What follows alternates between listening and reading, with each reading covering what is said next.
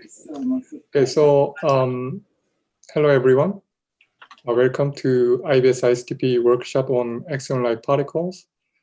So this workshop was initiated last year, and it's our pleasure to have this meeting again this year, even in this form of online meeting due to the COVID situation. Anyway, I hope that it benefits everyone, improving our knowledge and understanding on physics of Axion-Like particles. So the theme of the workshop this year is new proofs on Axion-Like particles. And so today we will start with a discussion on the recent improvement of our understanding on the supernova physics in connection to Axions. So the first session will be chaired by another organizer, Nayara. So now I pass the microphone to her. Hi everyone, thanks for coming. So today we have two very interesting talks. In the first part, we have William De Rocco from Stanford that discusses how muons can affect cooling supernova cooling constraints on axions. And then we'll have a break of 10 minutes. And then in the second part, we have Guido D'Amico from University of Parma that's going to tell us if, in fact, there is a supernova bound on axions. So then we have at the very end 30 minutes for discussions, but of course this is not strict. And if you have any questions, please at any time, just feel free to turn on your microphone, or you can also use the chat if you prefer, and I'll check from time to time. So to start, we have William. So let me say that it's quite late or quite early in New York right now. So thank you very much, William, for doing this, and please go ahead. Terrific. Yeah. Okay. Let's get underway then. So my name is William De Rocco, as I was introduced. I'm from Stanford University, and I'm going to be talking about work that I have put out recently with collaborators at Stanford and at the Max Planck Institute for Astrophysics, entitled Muons and Supernovae: Implications for the Axion-Muon Coupling. Before I even begin, I do just want to say a massive thank you to the organizers for inviting me to give this talk. It was an opportunity I did not want to miss. So despite the fact that it is currently 3 a.m. for me in New York City, I just rolled out of bed. I'm excited to give this talk. But what I will say is that if you have any questions, feel free to interrupt, because I'm not sure I will stick around afterwards. I think I might try to go back to sleep. With that being said, let's dive right in. Now, I don't think I really need to provide much motivation for Axion-Like particles to this audience, but this is sort of an obligatory slide, I think, that, granted, this is the first talk at the conference, so I might as well get everyone in the Axion mindset. As we know, axions are hypothetical light pseudoscalar degrees of freedom. Initially, the axion was proposed to solve the strong CP problem, but since then, the notion of an axion-like particle has become much more sort of diverse, a much wider definition, which really starts to just mean any sort of light pseudoscalar degree of freedom with pseudoscalar couplings. And they're attractive for a variety of reasons. First of all, from sort of a theoretical perspective, axions seem to appear fairly naturally in UV completions like string theory. And additionally, they can be an attractive dark matter candidate. And so there is a whole industry, a whole body of work on trying to hunt for axions. And as you can see here, I have some plot of, for example, the photon coupling. And this yellow band is your typical QCD axion, so what would solve the strong CP problem. But you can see that over a wide variety of masses and a wide variety of couplings, there are all manner of different constraints and a very, very large program to look for these axion-like particles. So from here on out, anytime I say axion, what I really mean is an axion-like particle, sort of one of these more generic varieties of these light pseudoscalars. Now, given the fact that we're interested just very generally in light pseudoscalars, we're also interested in a lot of different kinds of couplings. And so the real motivation for the work that I'll be presenting right now is the use of stellar cooling constraints. If you look at any sort of constraint plot for axions, for whatever coupling you're interested in, you'll find that over a wide region of parameter space, the strongest bounds are bounds from stellar cooling. And so I have this sort of cartoonish plot that I threw together on the right-hand side here, which shows you that for a variety of different couplings, be it the coupling to electrons or nucleons or photons, excuse me, these are the strongest bounds. Where in the case of electrons, it's the cooling of white dwarf stars. In the case of nucleons, it's the cooling of neutron stars. In the case of photons, it's the cooling of horizontal branch stars. Over a very, very large range of masses, these are sort of the strongest constraints we have right now. Now, you might ask then, well, what about, for example, if there's an electron coupling, what about a muon coupling? If axions couple to the muon, what are our strongest bounds on that? And prior to our work, you might have been surprised to find that you would have to go way, way, way up this plot here. And your strongest constraint is actually an experimental constraint from the G-2 experiment. And so given the fact that, for example, there are muons and supernovae, as I will discuss extensively for the remainder of this talk, you might wonder, well, is there any way that we can use stellar cooling constraints to try to really improve by several orders of magnitude our current limits on the axion-muon coupling?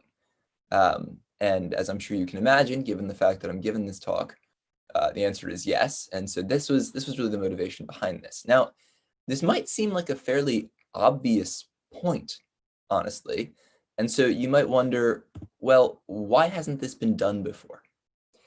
And I would argue that this is sort of a threefold answer here. So the first aspect of it is the fact that, believe it or not, the role of muons and supernovae has really only recently been appreciated. It wasn't until 2017 that muons were actually explicitly included in supernova simulations, and their behavior and dynamics was fully understood, as well as their abundance was well quantified. So it would have been very difficult previous to this. And I'll note that as early as 2013, there was a mention of this in the literature that, oh, perhaps you could use supernovae to constrain the axion-muon coupling. But at the time, the understanding of muons and supernovae was not strong enough in order to place a robust bound.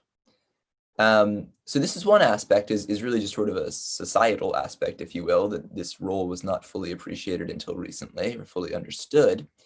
But there's also physical issues as well. One of which is just that the axion production rate depends on the temperature. Now, this is true for any coupling that you're interested in, anytime you're trying to do any sort of stellar cooling bound, is that the temperature of the body is going to influence how many axions you're producing. And so if you don't have a very good understanding of what the temperature range you're looking in is, you have some degree of uncertainty on how many axions are being produced. But this is fairly standard. I mean, this is something that has been addressed, for decades now in this sort of literature.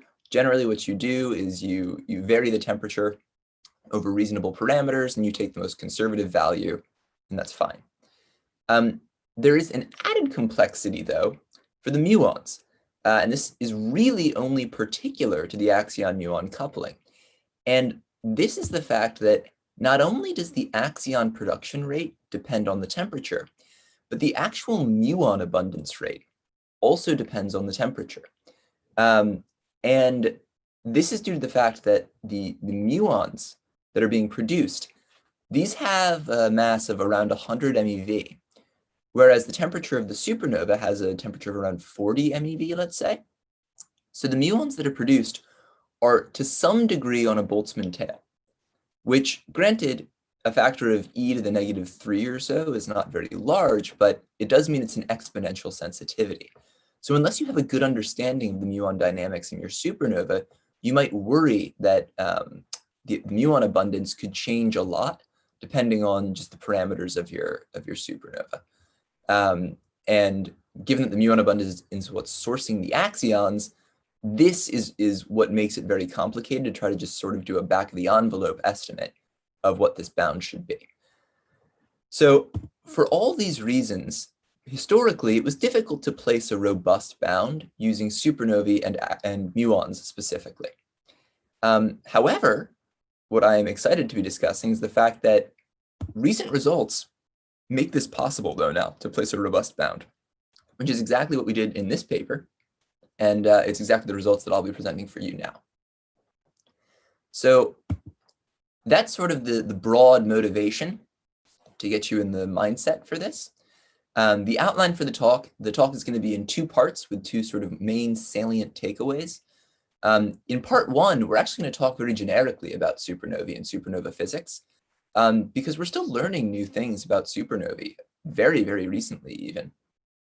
And it has import for the BSM phenomenology community as well. And so I'd like to sort of be a liaison who can bring that in from the world of astrophysics. In part 2, we're going to talk about how supernovae are in particular sensitive to new muonic couplings. And so this focuses a little bit more closely on the actual work that appeared in this paper. And so with that sort of rough outline proposed, we can move right ahead into part 1 and discuss the fact that we're still learning new things about supernovae.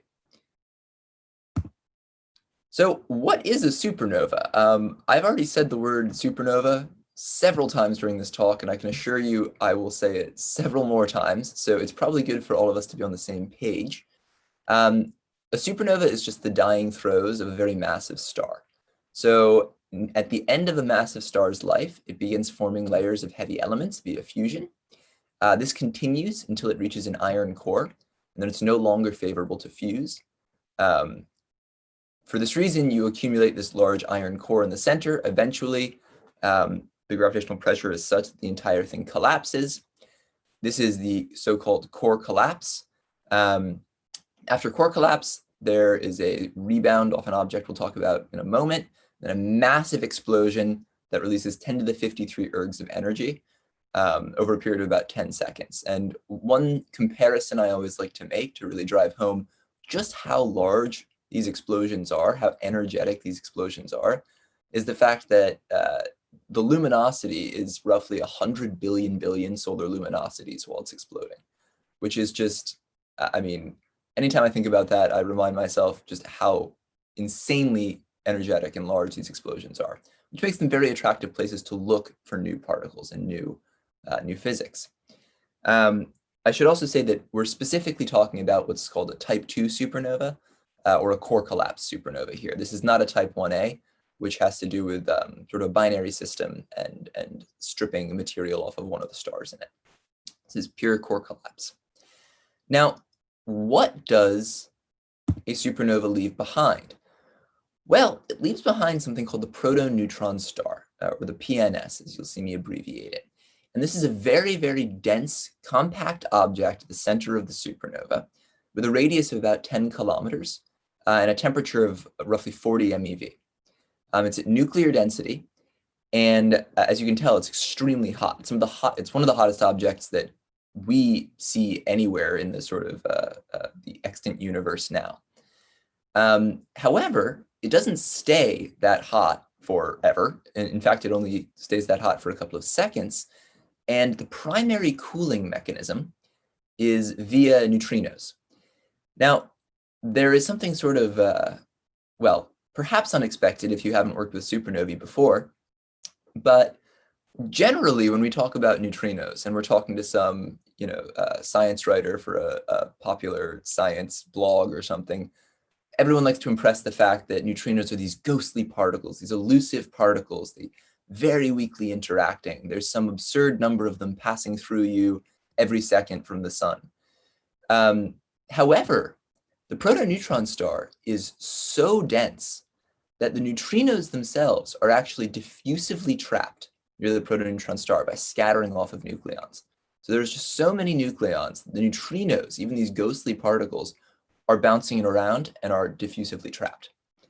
And this is important because what it means is that instead of having a volume emission of neutrinos, for example, like you have from the sun, where once a neutrino is produced, it free streams away from the star, you have surface emission because the neutrinos are trapped out to some radius, at which point the density drops sufficiently that they can free stream away, because the density profile is falling off from the center. And so eventually you'll reach some radius where they can free stream out to infinity. And this radius is known as the neutrino sphere. And so the neutrino emission, to good approximation, actually looks like black body surface emission from the neutrino sphere at the temperature of the neutrino sphere, which is usually around 5 MeV or so. And so this picture will be helpful not only for us understanding how supernovae work in general, but also for us to understand what happens with axions in the trapped regime, which we'll discuss far later on in the talk. May I have a question now? Sure. Here? So what do you mean by exactly the cooling PNS in 10 seconds? So the initial temperature of PNS is 40 MeV, and then it abruptly drops down to good. So over value? 10 seconds, yeah, it'll drop from 50, 45 MeV down to 5 MeV, something like that. I see. Yeah. Excellent. Good. So when most BSM phenomenologists hear the word supernovae or supernovae bounds, they're usually thinking of what's called a cooling constraint. And the idea behind the cooling constraint is honestly very simple. Basically, the idea is that, well, let's say you had some new degree of freedom, some new particle being produced in the protoneutron star. And necessarily, if you have any sort of coupling into the standard model that's sufficiently strong, you will be producing a large quantity of these just by virtue of the fact that it's a very, very, very hot environment. So thermal production will produce a lot of these new degrees of freedom. If you're producing this new degree of freedom, and it is very weakly coupled, so it's able to, for example, free stream away from the protoneutron star, it can't be transferring energy more efficiently than the neutrinos. Because if it were to do so, it would cool the protoneutron star on too fast a time scale in conflict with observations we'll discuss next. And that's really the entire basis of the cooling constraint. Sometimes you see it phrased as a luminosity, where the luminosity of the new particles can't exceed 3 × 10⁵ ergs per second. But that's just saying we don't want it to beat the neutrinos, otherwise that would be in conflict with observation because you'd be cooling far too quickly. You know, if you were transferring energy 10 times more efficiently than neutrinos, then you'd be cooling on the time scale of 1 second instead of on the time scale of 10 seconds. And so it's these sorts of cooling constraints that we'll be discussing for the rest of the talk. Now, what is this observation that I keep mentioning? This is the famous supernova 1987A, which was a supernova for which we were lucky enough not only to observe electromagnetically, but to observe the actual neutrinos from in 3 different detectors. This occurred, as you might imagine, in 1987. Its progenitor was a blue supergiant in the Large Magellanic Cloud. And you can see here on the right that I have a plot that was pulled from a press release from CERN around that time that shows you the reconstructed neutrino energies as a function of time. And this really matches exactly what we would expect. You see that there is this sort of 10-second time scale over which the neutrinos are arriving. You can see that their energy is falling off. And you can see that the energies are around these sort of tens of MeV that we would expect from the cooling protoneutron star. So this is supernova 1987A, and you might think that given the fact that it's been 33 years, we already know basically everything there is to know about supernova 1987A. However, that's really not the case. Even 33 years later, there are still some lingering questions. And I think one of the largest and most interesting is, what did supernova 1987A leave behind? What is the sort of compact remnant that was the final remnant of supernova 1987A? And there's a variety of options. It could just be a cooling neutron star. It could have been a pulsar, for example.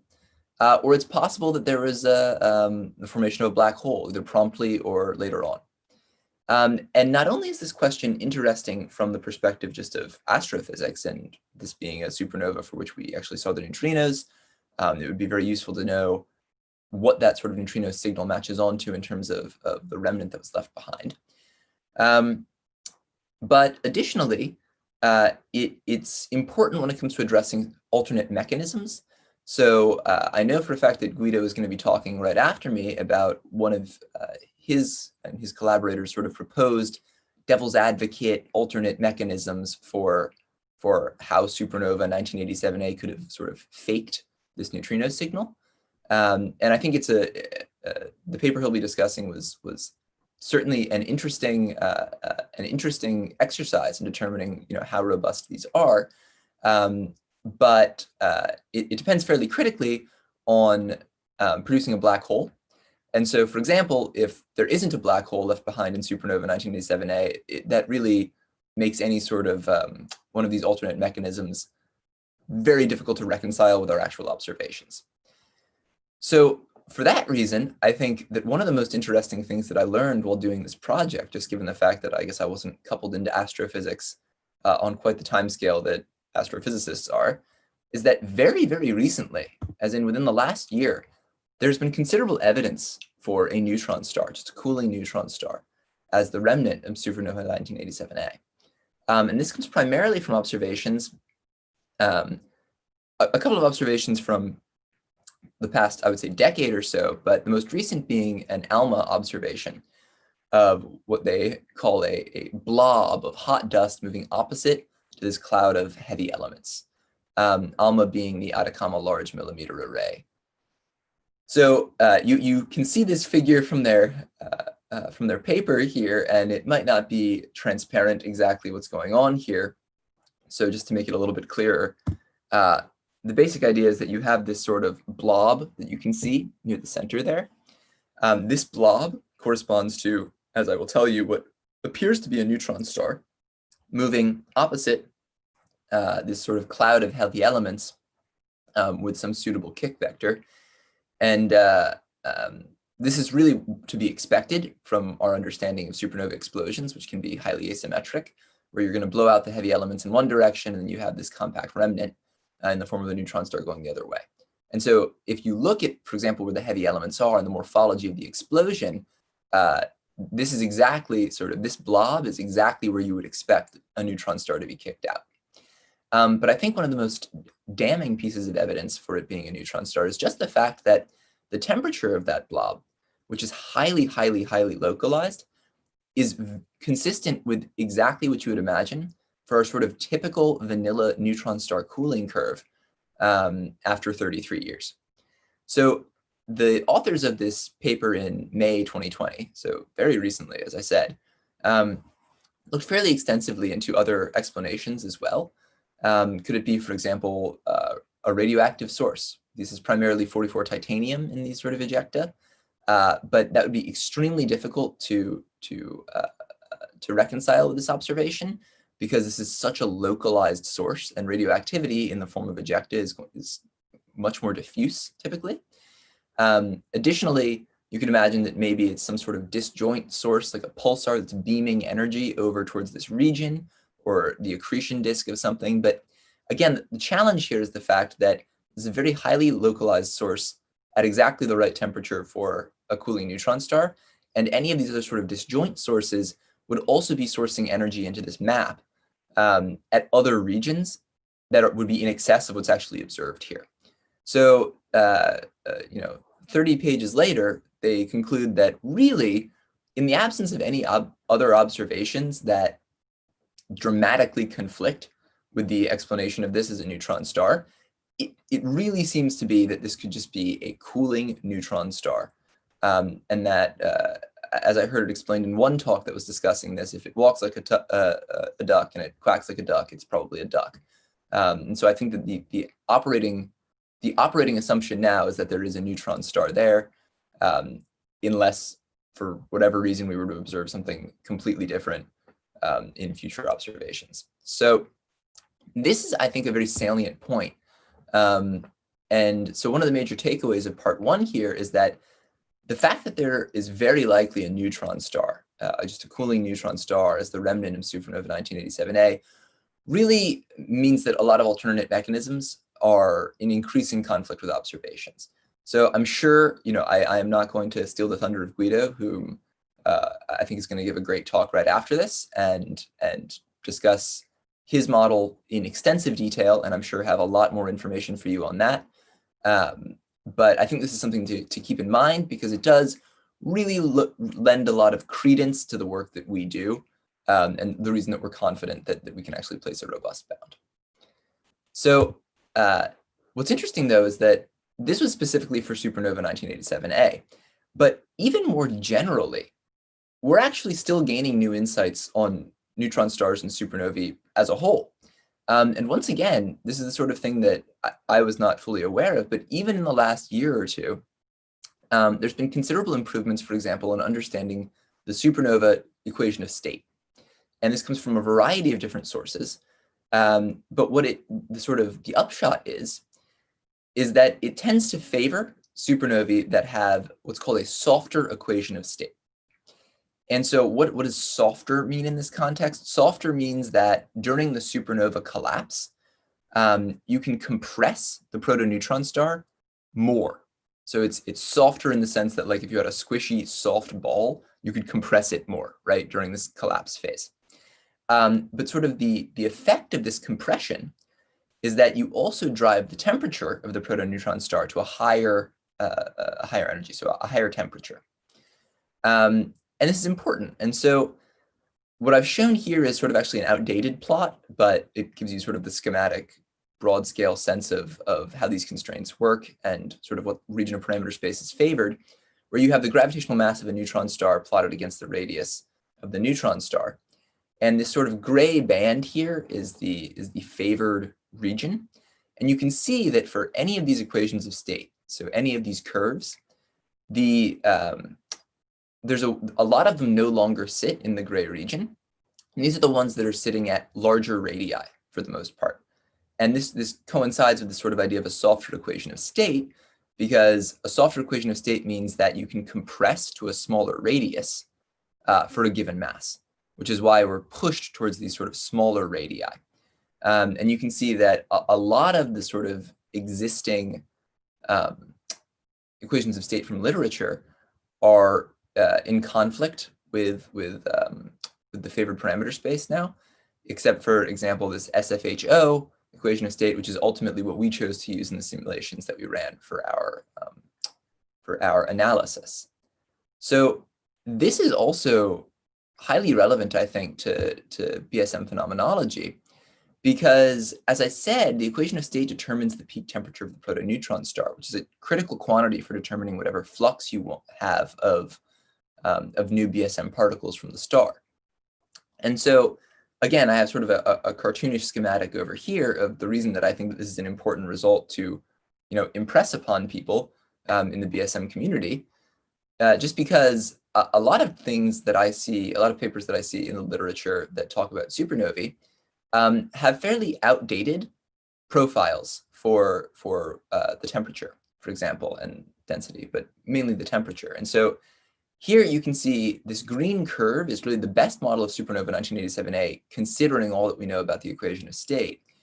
Whereas one sort of analytical model that I see often used in literature is this sort of red curve, which back when it was initially proposed, which was, I guess, 10 years or so-ish ago, we didn't have quite as much information about the equation of state. And so it might have seemed reasonable at the time to take a much sort of stiffer equation of state, which gives you a smaller temperature.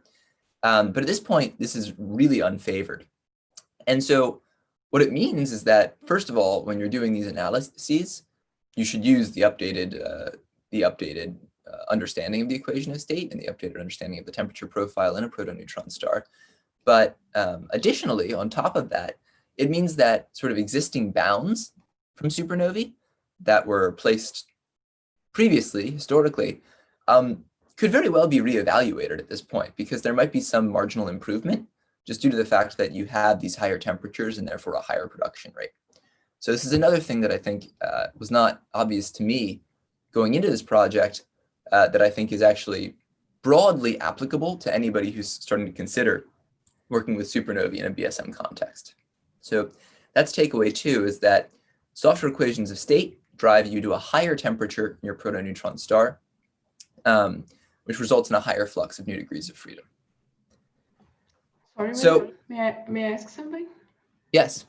Yeah, so what makes the best model better is just like more data or also better simulations? So a variety of sources. So there's better data from, for example, as I've listed here, X-ray bursts, gravitational wave observations.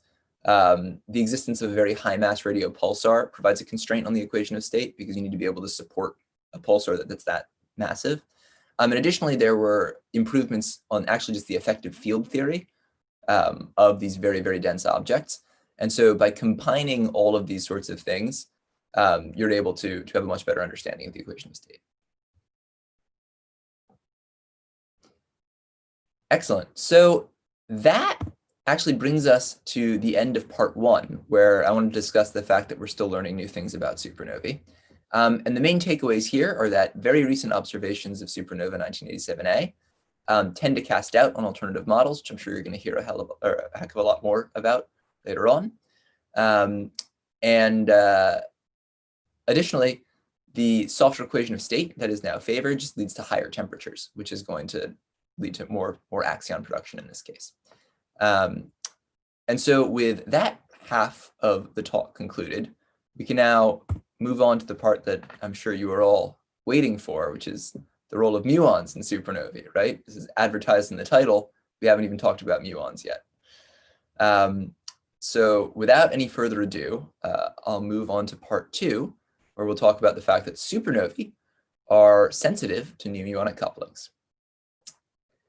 Now, there are muons and supernovae, and this may or may not come as a surprise to you, but as I said earlier, this was not something that was really fully appreciated until 2017 or so, when my collaborators, Thomas Janka and a variety of other people, started including them in their simulations. And granted, while simulations are important, in some sense, you should have sort of expected this. And the reason for that is that, as I mentioned earlier, yes, it's true that muons are heavy, right? And so you might think, well, all right, you're not going to produce that many muons. But the fact of the matter is, muons are heavy, but not that much heavier than for example, the temperature scale of the protoneutron star, right? So they're 100 MeV-ish. As we've discussed now extensively, the temperature is 40 MeV-ish. That Boltzmann suppression is not very large. E to the -3 is not a very big suppression, right? Additionally, though, another factor which is not usually, which I think is actually rather novel and interesting, is the fact that during the supernova, the electrons are highly degenerate. They actually inherit a chemical potential which is well above the muon mass. And so what that means is that you can have reactions that look like what I've indicated over here, which is basically sort of the inverse of muon decay. It's an electron decay to muons because the electron has such high chemical potential that it's favorable instead to convert to a muon and produce neutrinos. Additionally, the fact simply that muon antineutrinos escape more easily than muon neutrinos due to weak magnetism effect leads to a phenomena known as muonization within the protoneutron star, where not only are you producing an abundance of muons just due to the reactions I've listed, but you're also building up a net muon number inside the protoneutron star that lingers and stays around. And again, in some sense, this shouldn't be surprising because we've known for a long time that there are muons in neutron stars, that there's a net muon number there. However, the actual way that was formed had not fully been studied until 2017. So given that there are muons in supernovae, and given that now we're starting to understand them, this opens up a wealth of possibilities for trying to understand sort of new muonic couplings, for example, to BSM physics.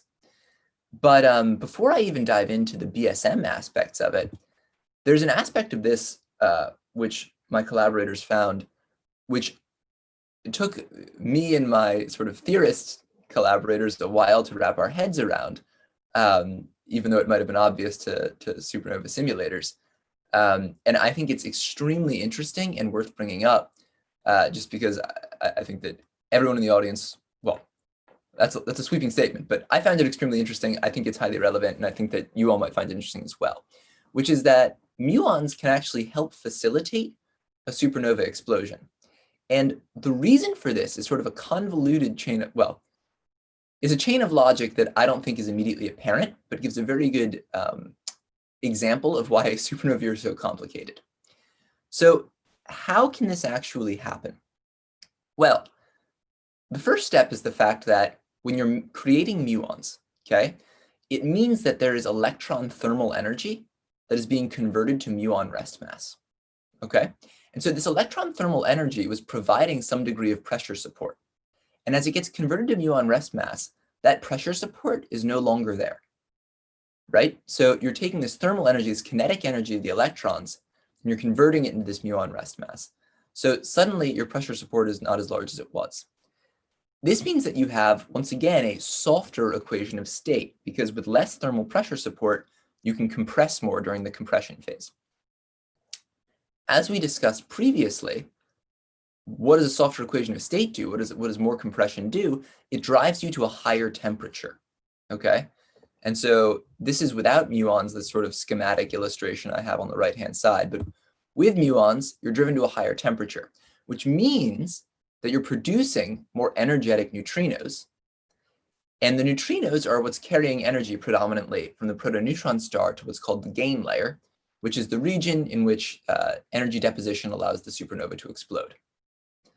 So by including muons, you actually help facilitate these explosions because of this sort of, you're making it softer, there's a higher temperature, there's a higher neutrino energy, there's more efficient energy transport to the gain layer, and therefore a more efficient explosion. And I think that this is a really, really interesting phenomena, just because, first of all, it's not naively what I would have expected, but I think it also really showcases the fact that when it comes to supernovae, it's always dangerous to try to do something with a back of the envelope or sort of intuitive argument.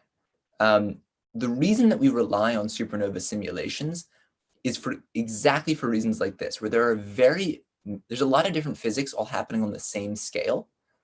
And if you try to just sort of neglect one aspect of it, you're very likely to make a mistake or predict something that really isn't borne out. And this is why we have to rely on simulations. And it's why for this work, this muon axion coupling work, we were lucky enough to have collaborators at the Max Planck Institute, both Thomas Janka and Robert Bolig, who were willing to run these full supernova simulations for us. And so in order to place the bounds that we wanted to, we ended up running full simulations of supernovae at multiple neutron star masses. And these were with all GR corrections included, all 6 species of neutrinos, a full set of neutrino interactions, convection effects within the protoneutron star, really everything that is sort of the most up-to-date understanding of supernovae. And it took a solid 7 weeks on a supercomputer. So I thank my collaborators for being willing to use up whatever their allotment on their supercomputer time was for this. But sort of the upshot of it, the result, was the fact that we produced the first library of profiles with all muonic effects included. So prior to this, if you were interested in muons and supernovae, unless you had 7 weeks in a supercomputer, there wasn't a lot you could do about it. But now we have this nice library of different profiles for a variety of different progenitors that showcase sort of the muonic physics within them. And what's great about this is that these are available to anyone. These are publicly accessible. And so if you're interested in muons, in supernovae, for whatever reason, for BSM physics, for non-BSM physics, you are welcome and highly encouraged to use these profiles. And in fact, there are groups that have already started to use these profiles for other sort of BSM searches. And so, this is already, in some sense, being used and adopted, which I think is really exciting and is great. This is the sort of collaborative work that I think physics should be all about. So you can see that we ran several different progenitor masses, which result in several different neutron star sort of ultimate gravitational masses. And I plotted the temperature curves for them as a function of radius. What you'll see here is that there is some difference in the temperature, for sure. And this is what we were discussing in the very, very beginning about uncertainties on temperature. And as I discussed in the beginning, sort of the way to deal with this is to say, all right, well, let's look at a hot profile and a cool profile. And let's use the coolest profile as sort of our conservative bound, while recognizing that that might actually be too conservative. So in this case, the dark green curve, SFHO 18.6, is really the best fitting model of supernova 1987A. However, what we chose to adopt as our fiducial model is this light green curve, SFHO 18.8, which is, as you can tell, the coolest one and therefore the most conservative.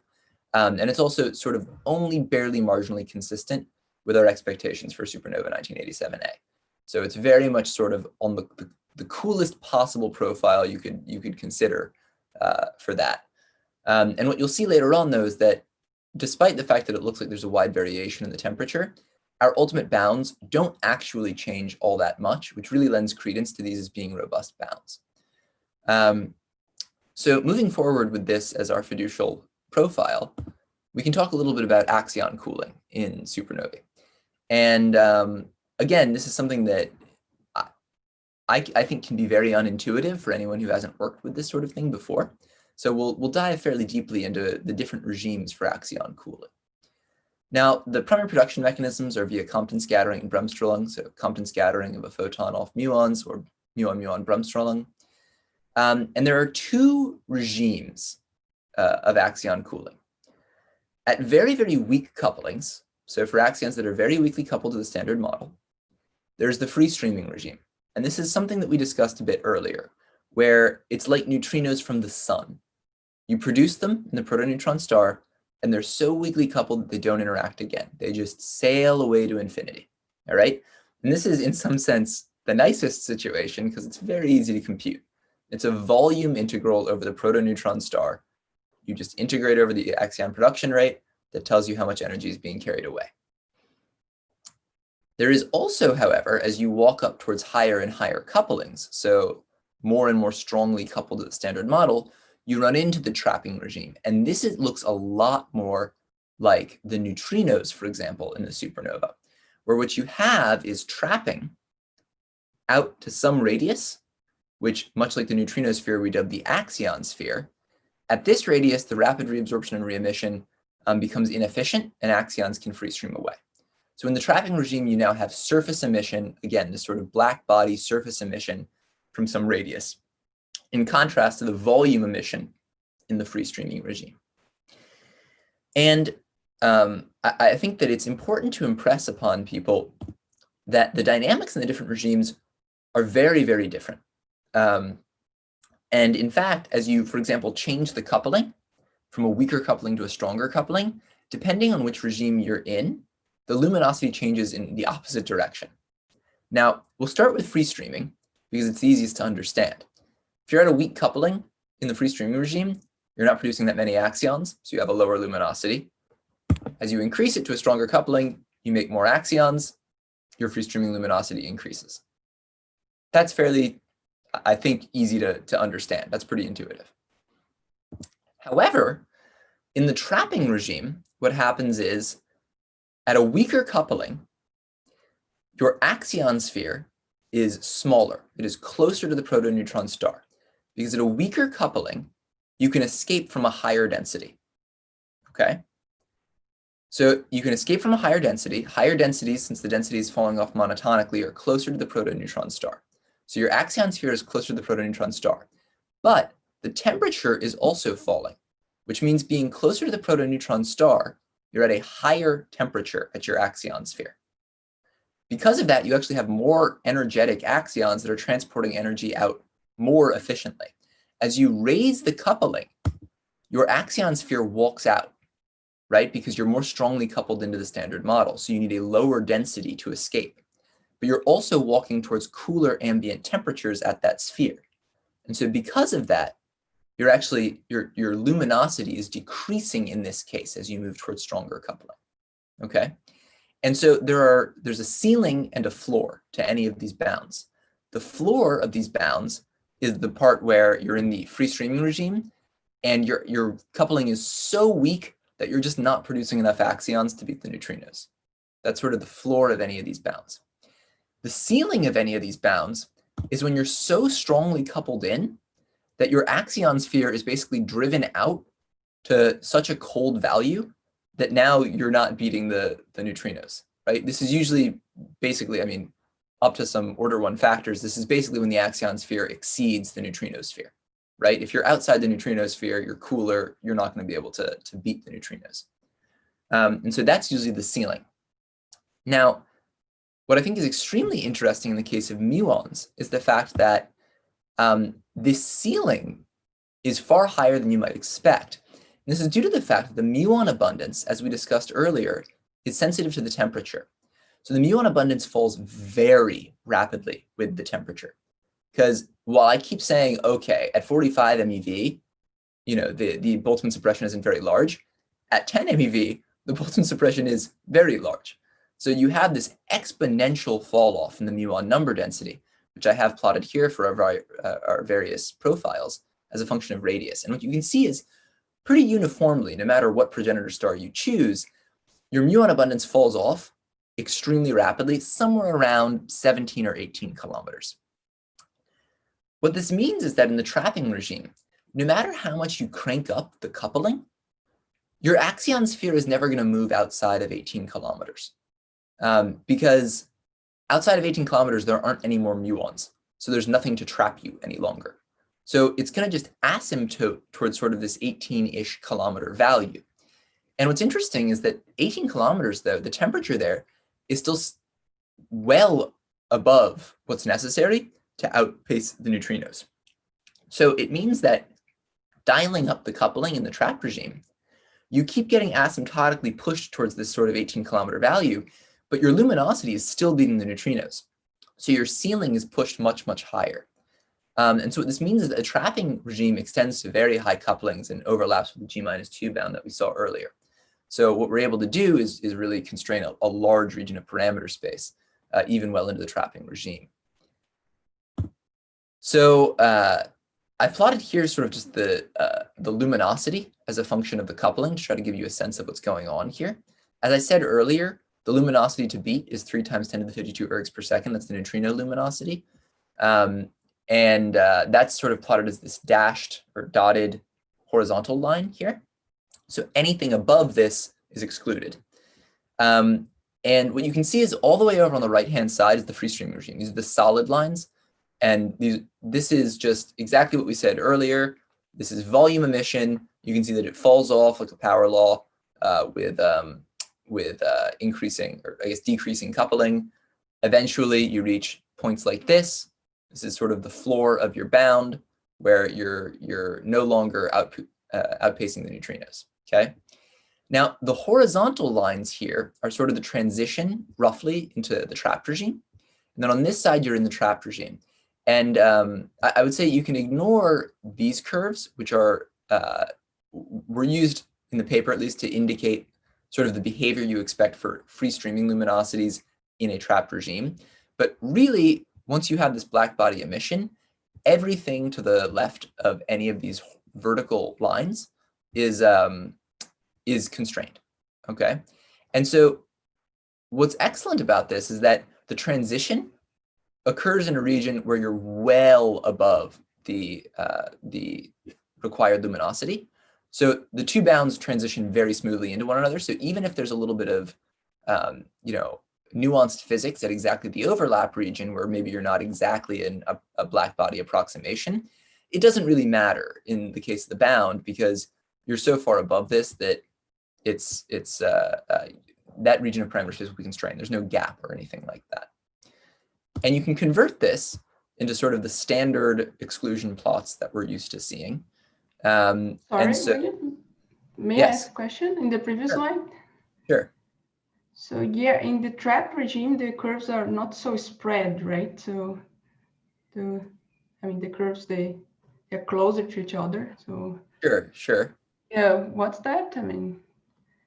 I think that this comes from the fact that you're moving towards this 18 kilometers sort of no matter what. That's sort of like an attractor point, as we showed here, sort of independent of the model that you're using, which is why you're kind of approaching the same free streaming luminosity in the trapped regime. But again, I would ignore those curves because those were more for like didactic purposes than they were for bounding purposes. Great, so you can convert this into a typical sort of just exclusion plot. And what you see here is that this constrains it over a very, very large region of parameter space and gets down to similar couplings to what you would expect from these sort of stellar cooling constraints that I motivated on one of the first slides. You can also see here that we place our bound with this very conservative profile, SFHO 18.8. But for the least conservative profile, the hottest one, which is also sort of marginally consistent on the optimistic, or I don't even know if optimistic is the right word, but on the hot side, honestly, it doesn't change this by more than about an order of magnitude, which, given the uncertainties on supernovae, we think is about as robust as you're going to be able to do. And it also lends credence to the fact that what we have chosen to adopt as our final bound, which is around -8 here, using the cool profile, is a robust conservative bound. And so, okay, fair enough. Look, I hate to be a limit theorist, right? We all place bounds all the time. But what I think is really exciting about this work is that, look, an Axion muon bound, that's interesting in its own right, but this is really just one example of the new muon physics that you can do in supernovae now. So any sort of muon physics that you're interested in, any sort of BSM coupling to the muon, be it for G-2 things or whatever it is, you know, we have this library for you now. And so this is really, given that this is all sort of recent results in the supernova community on muons and their role in it and facilitating supernova explosions, I think it's an exciting time to dive in.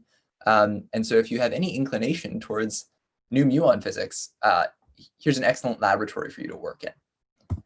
And so that concludes part 2, where we've shown that supernovae are sensitive to new muonic couplings. As I've said, muons can play an important role in supernovae even in the absence of BSM physics. And with the inclusion of BSM physics, they're an excellent laboratory for understanding BSM muon couplings. You might be interested in what future work there is coming up. What I think is perhaps the most exciting is the fact that one of my collaborators, Hans Thomas Janke, is teaming up with Jörg Raffeldt to perform full dynamical simulations of supernovae with axions included, which is really, really quite nice, because for us lowly phenomenologists, a lot of times what we have to do is take somebody else's supernova profile and then sort of slap axions on top of it, right?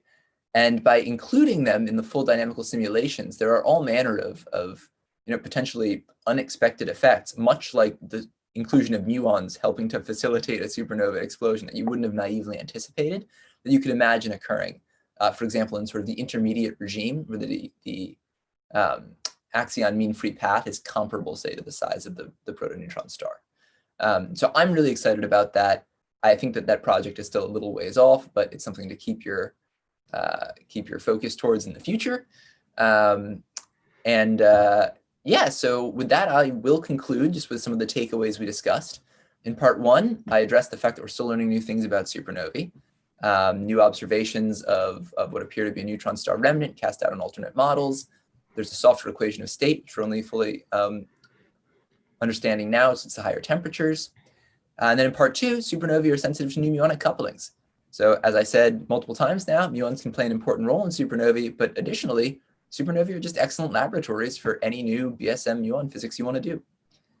And so with that, I'll thank you for your attention. I will thank the organizers once again for inviting me to give this talk. And I'll field a couple of questions, and then I will probably go back to sleep, hopefully. Thank you very much, William, for this very, very clear talk. So I guess I should not leave that's quite fine. Yeah. So are there any questions? Last chance, right? We have no. Yeah, You're not exactly. Unfortunately, for the. I have one question. Sure. Okay, please. What's the uncertainty in your bound of like 10 to 50 seconds arg or something? That's a concrete number. 10 to the 53 ergs per second. 50 seconds or something. You put a bound that the energy release should be. Yeah. So the sort of the cooling, the sort of neutrino luminosity cooling What's the down. uncertainty in that number? I thought that number may be slightly changed if you include some more detail. You could imagine that being, so that's been adopted though to be a fairly conservative bound. And I mean, this appears very, very early in the literature. Yes, that's why I thought that number may be also updated too. Oh, you can imagine that. So the benefit of it is that 3 times 10 to the 52 ergs per second This is not equal to the neutrino luminosity. This is some fraction of it. And you would expect that at that fraction, given supernova simulations that have been run, you would appreciably change the timescale. So while that could in principle be updated, it's not as if that's an a number that we use to some amount of significant figures, right? It's more of just sort of like a rule of thumb number where if you got down or got, I guess, up to that luminosity, you would really start to conflict with any of these observations. So yeah, in some sense, that's just, that's a very sort of conservative way of saying you would break things if you got that far. Yeah, so your future full simulation may improve that number. Yeah, for example, absolutely. We have a much better understanding of, especially what the luminosity looks like in the context of there also being axions as an energy sink. Yeah, I see. Thank you. I also have a question. Okay. Do you know if you look at whether pions can also play a role besides muons? Yes, absolutely. So I love the fact that you're asking this. So anytime I've given this talk, somebody says, well, wait a second, pions are only about 100. So should we also be worried about those?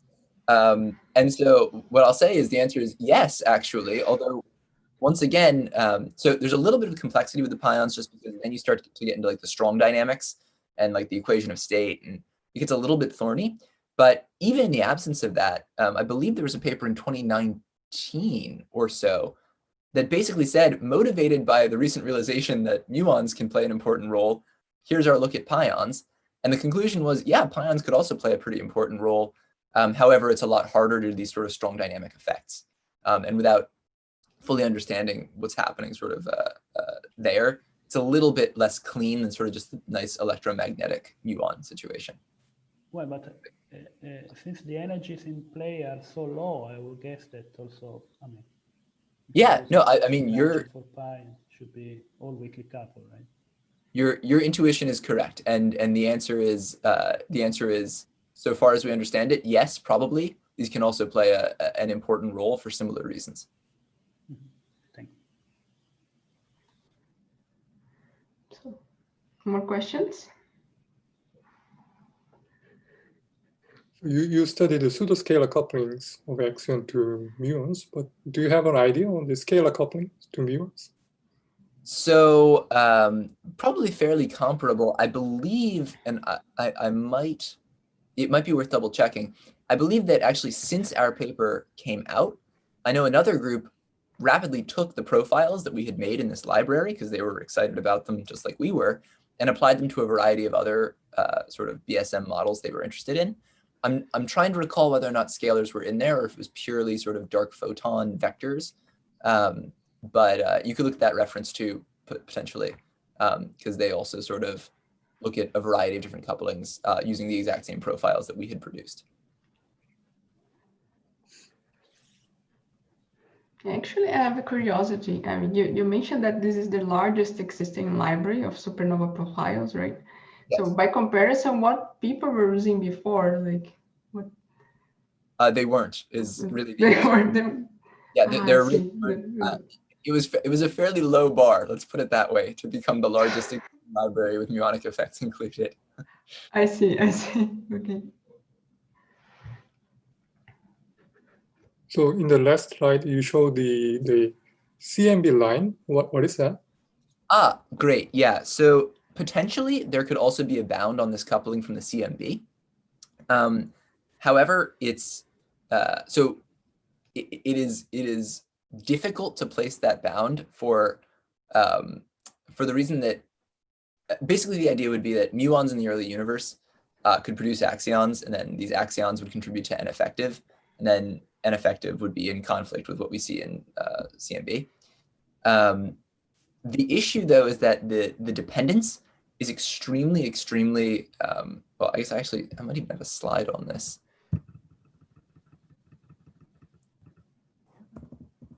Yeah. So you can see here, so this plot shows you the dependence of delta N effective on the coupling to the muon. And you can see that in the regime we care about, where the error bars are about 0.5, right? Oh, whoops. Here we go. I've plotted this line here. You can see that the dependence is very, very, very sensitive.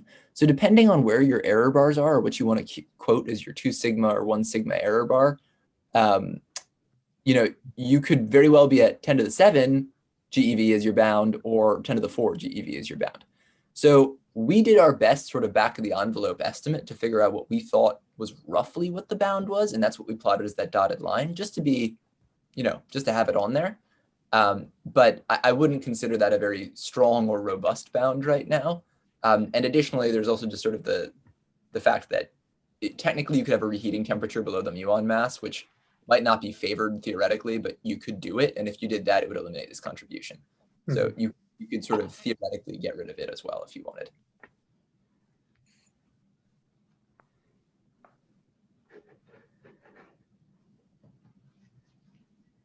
So are there more questions? It's your last chance because William's going back to sleep.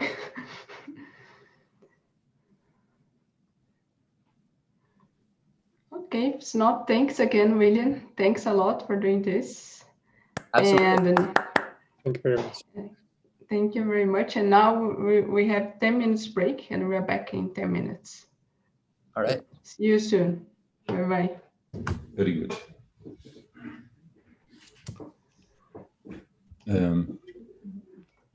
So should we start? Yes. Okay, we are back.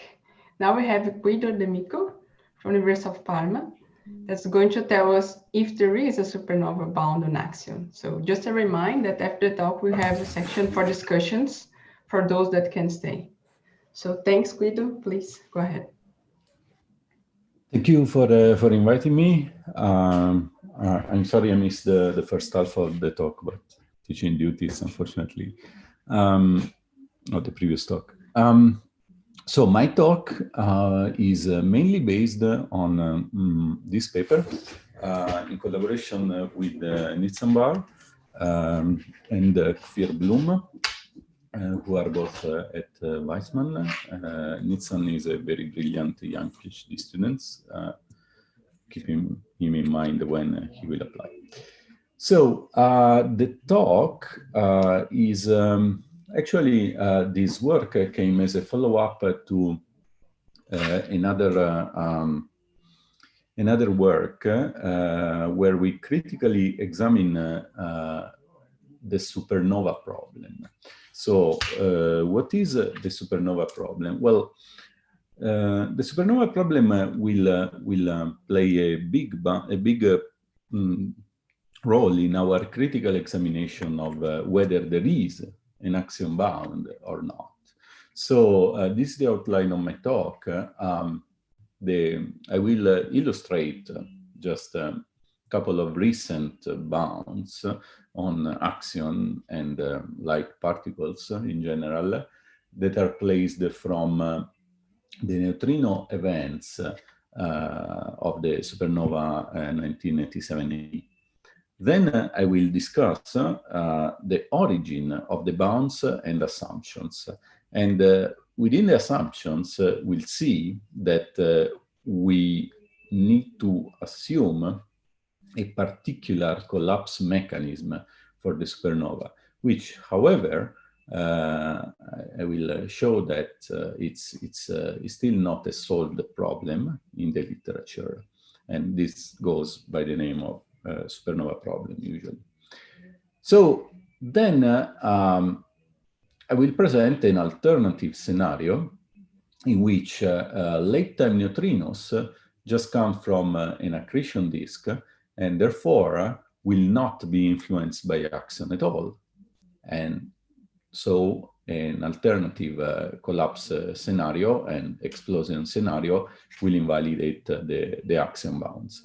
So this talk is not to say the axion bounds are wrong, it's just to highlight the assumptions that go into the usual bounds that come from supernovae, and to keep an open mind that given that we have not solved the standard physics that we are assumed, or we have not convincingly showed that the standard physics that we assume to put a bound on extra particles, we should keep an open mind on this parameter space. Okay, so let me start just by a couple of plots that show you like the power of the constraints that come, for instance, on the QCD axion. Here the authors have used a particular KSVZ model, and the bound on the QCD axion here comes mainly from nucleon-Bremsstrahlung, so it's really the nucleon axion coupling that's being tested here. But basically, with respect to the standard PDG bound, the supernovae bound are capable to go to much lower FA, or higher axion masses if you want. And the 4 lines are basically 4 different simulations that purport to simulate the energetics of the supernova 97A. With by the same logic, we can put bounds on milli-charge particles, which are actually which cut into the previous parameter space. This is the milli-charge, and this is the mass of the particle. The supernovae bound cut deeply into the previous parameter space, which here on the left, it comes from white dwarf, first stars, and red giants, and here on the upper part, they are bounds from the slack. Here as well, you see the 4 different simulations that those bounds are based on, and here they are previous bounds. You know, these are from 2000, and the paper I took this is from 2018. So you see that there is a lot of power in these bounds from supernovae on milli-charge particles here as well, and in general on any other weakly interacting light particle that a lot of beyond the standard model physics is based on. Okay, so let's start by trying to understand what is really going on behind these bounds. So here is an analysis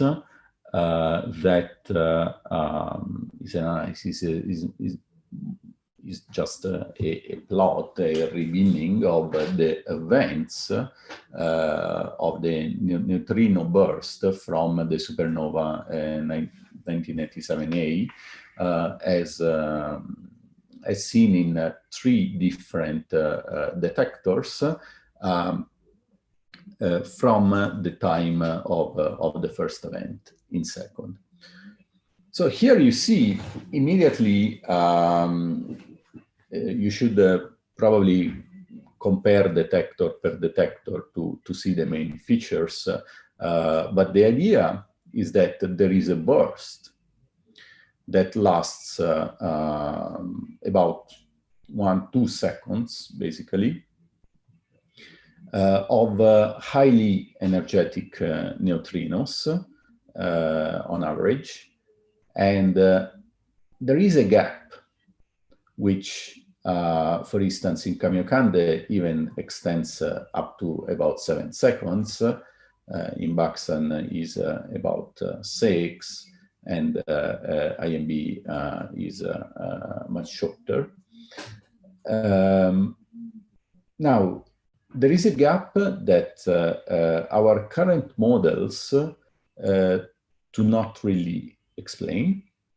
And after this gap, we observe this low energy neutrinos after a few seconds. Now, this is a reanalysis with the estimate luminosity in anti-electron neutrinos based on this same data. And here the time has been shifted, and here I have included a couple, actually 4 events seen by Kamiokande at about 30 seconds. They are consistent with the background, to be fair, as you see that there is a very, very large error bars. But in the alternative model, I will talk about they may be true signal. But anyway, you see the trend, even if you've been in luminosity, you see the trend of a first burst of energetic neutrinos, and then you see a gap. This is a logarithmic plot, and then you see less energetic neutrinos, at least less luminosity in neutrinos here. Okay, so where do these bounds come from? So first of all, we need to explain the neutrino signal. Okay, we need to be able to explain the neutrino signal with or without new physics. Now, you have new all the bounds to start from the famous bound by Raffelt in 1990, and all the analysis that came after, for instance, the plots that I showed you in the beginning, they are based on what is called colloquially the Raffelt criterion. If there are weakly interacting light particles, they will affect the neutrino cooling. And roughly, we require that the luminosity in this X particle should be less than the luminosity in the neutrino signal, but only in the cooling tail of the signal, only here in the late burst. And we'll see the reason in a moment. So to be more quantitative, the bound goes as follows. This is like the first rough estimate of Raffelt. Basically, what happens is that suppose that the neutrino luminosity is of this order, 3 × 10⁵ erg per second, a very reasonable number, and the core mass of the proto-neutron star that is assumed to be at the end of the explosion of order 1 solar mass, the bounds is expressed in terms of an emissivity for typical conditions in the core, okay? This, of course, is all somewhat model dependent, but the ballpark of the numbers is this one, okay? So the question is, why the cooling tail? Why did I specify that we are only sensitive to the latest neutrinos that we observe from supernova 1987A? Well, the first result of Raffelt, in fact, is based on very early simulations from these two pioneering articles. I mean, in '89, they managed to simulate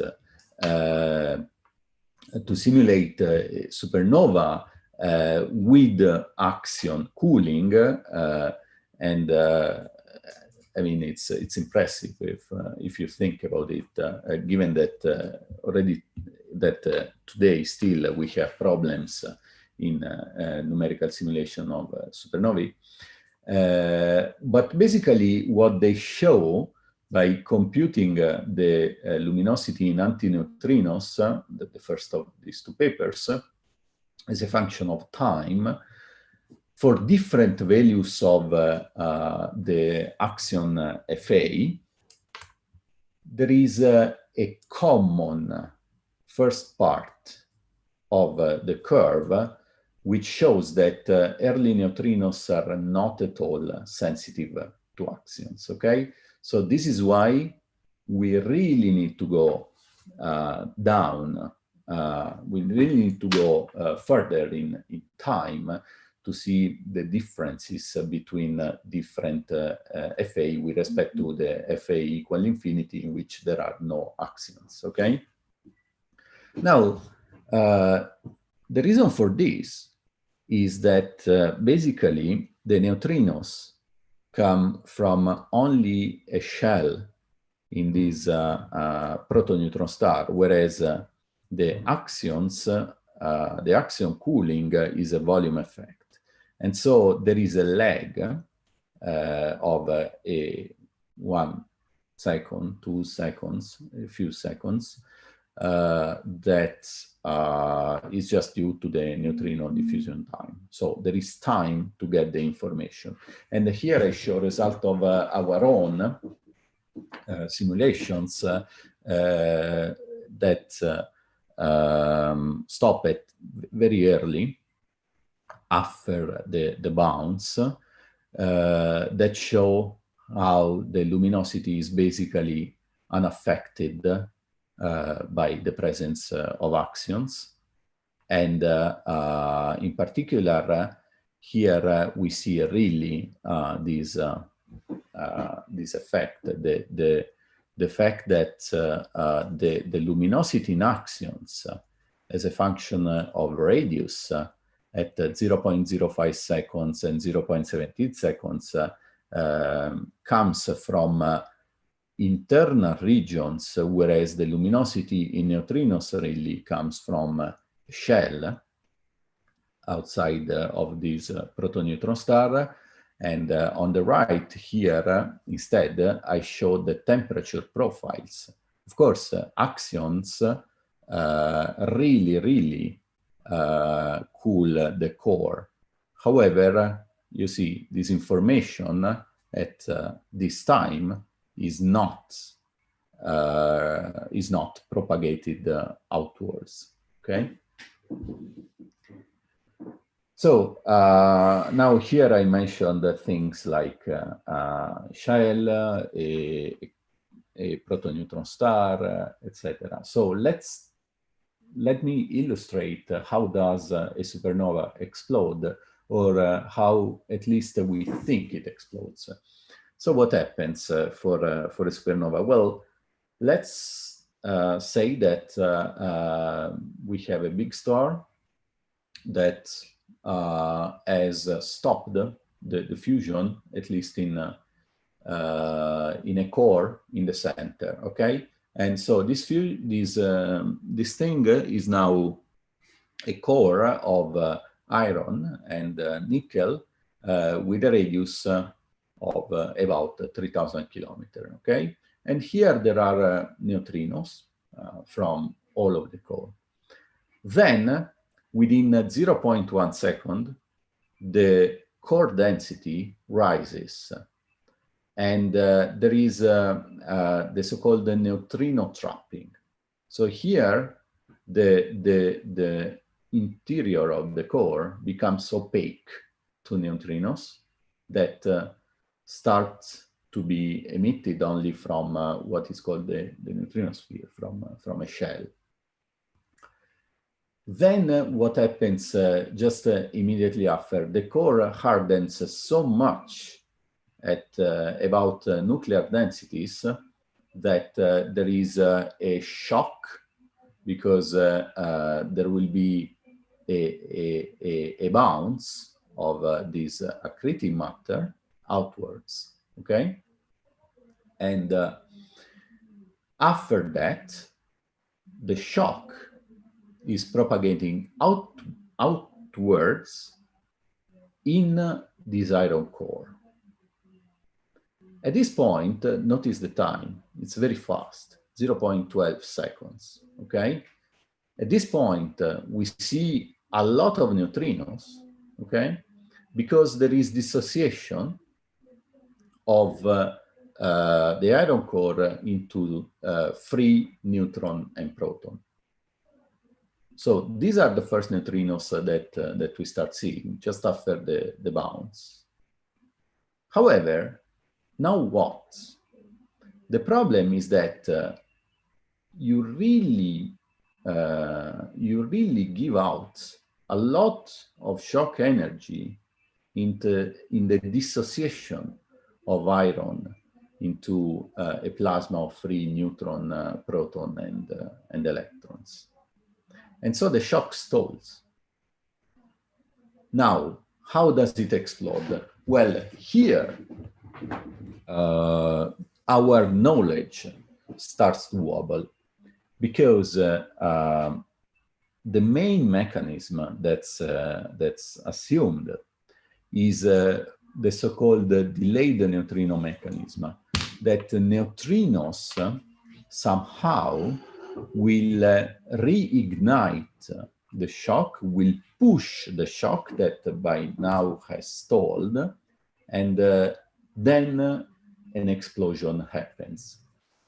Within the first second, within the first half second, at 0.2 seconds, this mechanism, if it works, it has to be very, very fast. And after we have stripped away most of the star, and we are left with a proto-neutron star, PNS, as you see, of radius of about 10 kilometers, that cools by neutrinos, and possibly, at this point, also axions, because now you will have neutrinos that are produced from this neutrino sphere, and if you cool much faster due to other particles, then the Raffelt bound applies. So you are asking not to cut off the luminosity in neutrinos from this proto-neutron star too fast. Let's say within the first 5 seconds. You need to explain the late time in this scenario, the late time events of the supernova 1987A, you need at least about 10 seconds, okay? Please stop me if there are questions.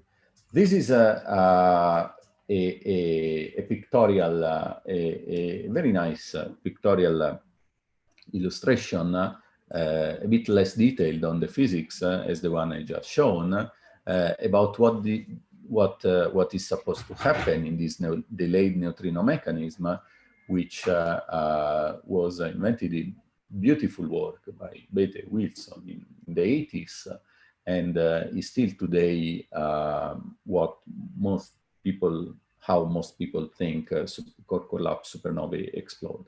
So, as I said, there is a contraction of the core, there is a hardening of the core, and then there will be a shock due to the bounce of this accretion, accreting matter. At this point, the shock stalls. At this point, our knowledge becomes uncertain. Instabilities or neutrino ignition are supposed to raise again the shock, and then an explosion proceeds. However, this thing is extremely complicated to simulate. So what actually happens in simulations? Well, no simulations of the delayed neutrino mechanism convincingly explodes yet, I have to say, with the energetics of the supernova 1987A. So, in fact, what happens is that no one-dimensional simulation explodes unless I put the explosion by hand, okay? And there is still debate on whether two-dimensional and 3 or 2.5 dimensional simulations explode. So one-dimensional simulations are just spherical simulations. Then you may say, well, maybe stabilities are important. So, okay, then people went and simulated cylindrical symmetry. And those two have difficulty to explode. And in fact, the few explosions reported in the literature are debated as whether they are physical or the result of numerical instabilities. So the question is still open. And progress is being made a lot in the latest few years. So maybe we will have a convincingly successful explosion. But this also is not completely sufficient to give a strong foothold to the neutrino bound, to the axion bounds, as I will explain in a moment. But anyway, so given that simulations do not explode, what does happen in simulation? Well, the simulations basically you just stall the shock, and then you keep going. Matter starts accreting, and at some point, within the first 3 seconds, a black hole forms, typically. With and 3 seconds is about the time scale of models that have the energetics of supernova 1987A in simulations, okay? And so what are these results based on? What are the axion-bound simulations that Raffelt was based his estimate on? What do they simulate? Well, they just simulate this. So they have this black hole. Then what happens? This black hole is not what you think happens in the delayed neutrino mechanism. In the delayed neutrino mechanism, you think that this happens, okay? So that there is an explosion that strips away most of the star. So in the end, you expect to have just left a proton-neutron star. And so this is actually the result that Raffelt based his bounds on simulations of a cooling proton-neutron star with nothing else outside of it. Okay? So you see that this is what we think it happens. This is not what the simulations tell us it happens. Now, as I said, this is a very complicated problem to simulate numerically, and therefore, it might be that this mechanism still works. It just it hasn't been convincingly proven. So what? So let's pause for a moment and see what happens. Axion bounds are coming from the observation of the late time neutrino events, as the early burst is unaffected because you need time to propagate the information that the proton-neutron star is cooling. However, they are based on simulation of just a bare cooling proton-neutron star, which is the only source of neutrinos.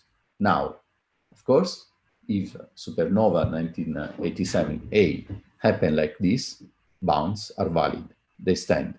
I have nothing to say. However, a neutron star is not yet seen in the remnant of supernova 1987A. So we have not observational evidence that there is a proton-neutron star and not, let's say, a black hole. There is not yet proof of the delayed neutrino mechanism. Now, here I put a yet because recently there was a paper purporting the observation of a neutron star in the debris of the supernova. However, this is still based on, observation of debris. And so the emission that they say comes from a neutron star in reality is taken from simulations that are assuming a neutron star, the usual simulations. So this paper has possibly good physics results, but the conclusions are kind of based on a circular logic. As I said, the second yet about the simulations is due to the debate on the purported successful explosion in higher dimensional simulations. So let me present you what can be an alternative scenario, because you say, okay, I mean, a black hole may be formed, but then you don't explode, then you have no supernova. What are we talking about? Well, okay, so suppose simulations are true and shock is stalled and not revived. So a black hole is formed in about 1 to 3 seconds. Now, when the black hole is formed, neutrino emission is naturally quenched, which is totally consistent with the gap that we observe in arrival times. And then what happens? Then a natural way to explain the late time events is that if the star was rotating, as most stars do, we expect the formation of an accretion disk. Now, an accretion disk, you can estimate it forms if you have a specific angular momentum J and coordinate mass M at about this radius, so 50 kilometers, with a time which is just given by the free fall time, which is of order a few seconds. Okay, so here I start forming a disk with this typical time scale and size. And the neutrinos from the disk, the neutrino luminosity can be estimated as Gm over R times the accretion rate, which can be taken to be 0.05 solar masses per second. This is based on simulation of accretion.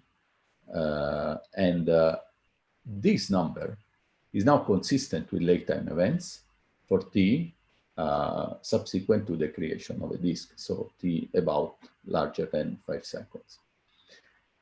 Now, this is in fact taken from simulations of an accreting star. So you see the estimates that I've given are not totally absurd.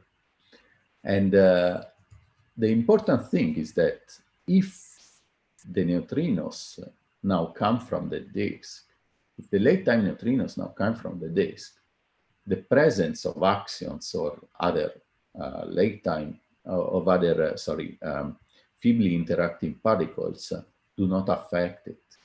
The reason why do not affect it is that, well, okay, part of it is that the luminosity in neutrinos is actually very high, okay? But even if the luminosity, the emissivity actually in Axion is comparable, the very important issue here is that the luminosity in neutrinos is just immediately emitted because the disk is now optically thin to neutrinos. So it's not that I cool the disk. I mean, the neutrinos from disk are totally insensitive to the presence of axions. Okay, so far so good. It seems that this scenario of something that remains and then a disk forms is what happens in a lot of astrophysical objects. Why was this not considered in the literature is an open question. In fact, there are comments here and there about the quench of neutrinos by a black hole, and then the possible revival of luminosity by the disk. However, I guess that the more important point why this was not considered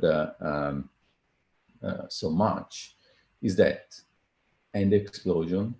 So this is still a supernova. We see it explode. So, okay, fine. We are discussing neutrinos, but we want it to explode. Now, there is actually an alternative explanation to the delayed neutrino mechanism. An alternative explanation goes by name of SITE, collapse-induced thermonuclear explosion, which was recently studied in these papers.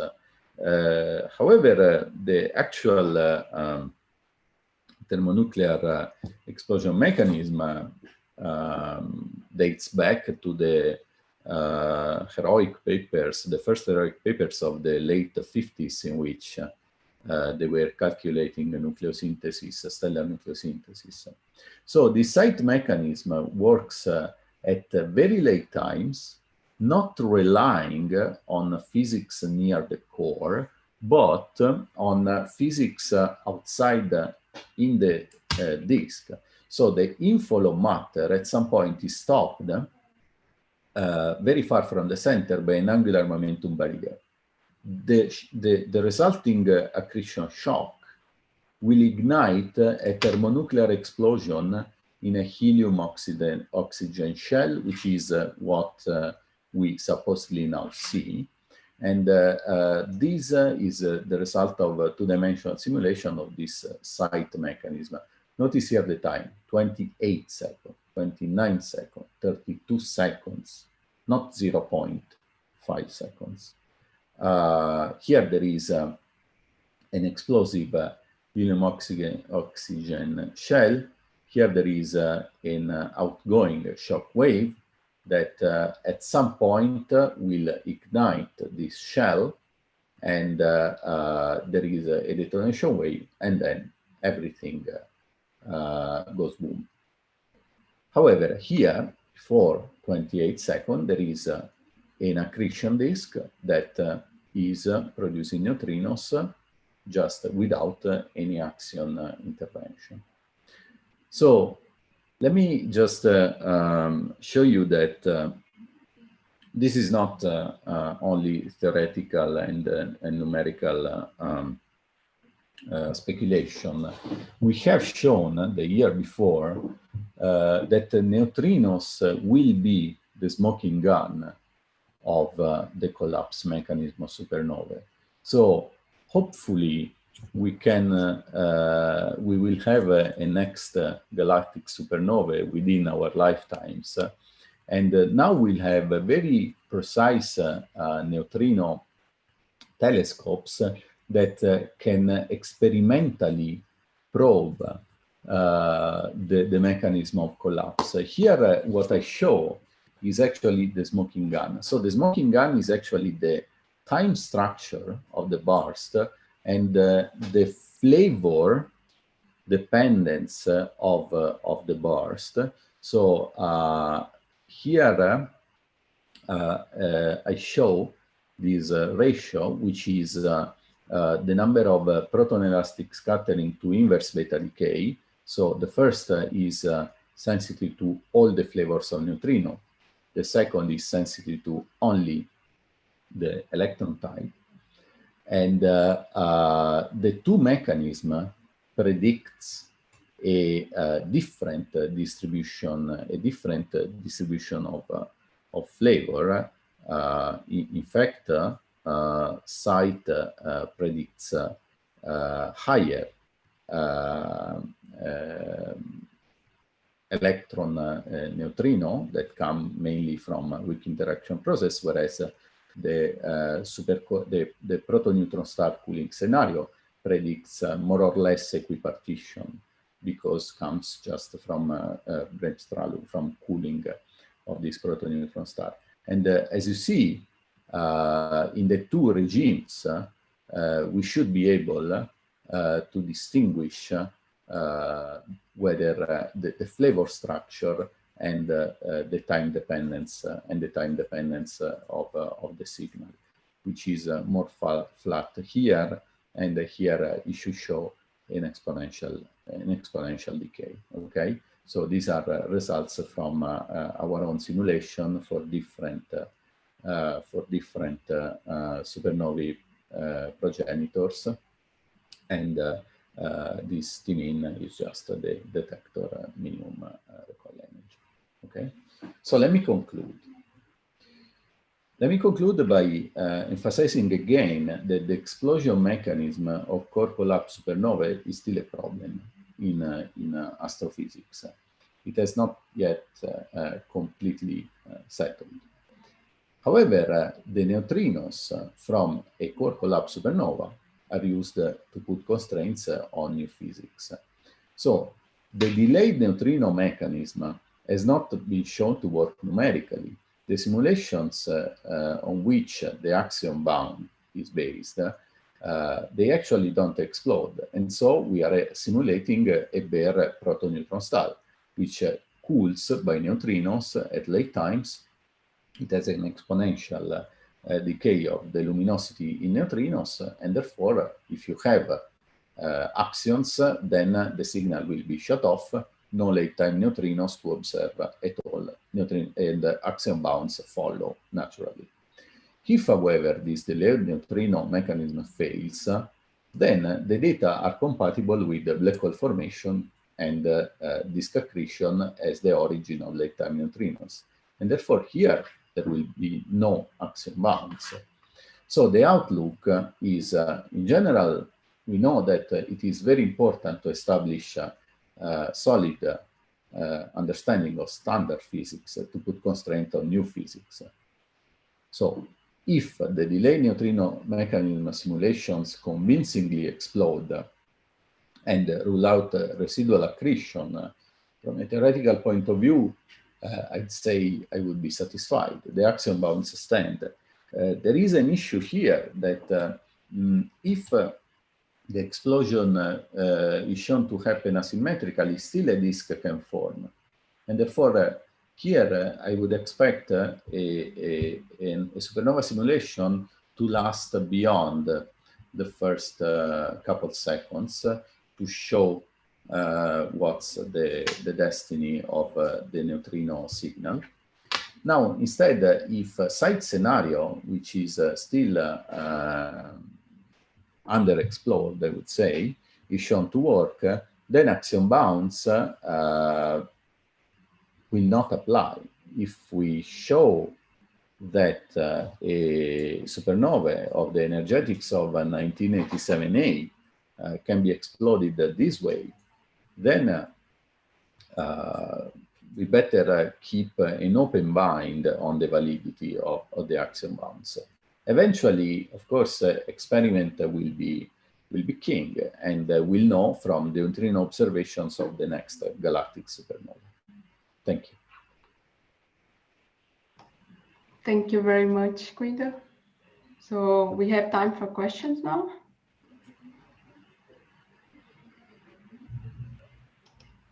Naturally, here's Thomas Janka. Hello. Hi, thank you. Thomas. Hi. Thank you for the invitation. Thank you for the talk. Naturally, I would have many comments, in particular on, I know. on your remarks about the neutrino-driven mechanism. I don't know how long the organizers will give me time to respond. Let me just briefly comment and say there is a paper from our group on the server today, which has self-consistent simulation to 7 seconds showing an explosion with 1 beta, that means 10 to the 51 ergs, nickel mass roughly as obtained in supernova 87A, neutron star kick, and yeah, well, the explosion energy in the ballpark of what supernova 87A had. I'm not sure what you would consider as a convincing demonstration of the viability of the neutrino-driven mechanism. I can just say that over the past 5 years, more and more groups have obtained successful explosions in 2D and now also in 3D.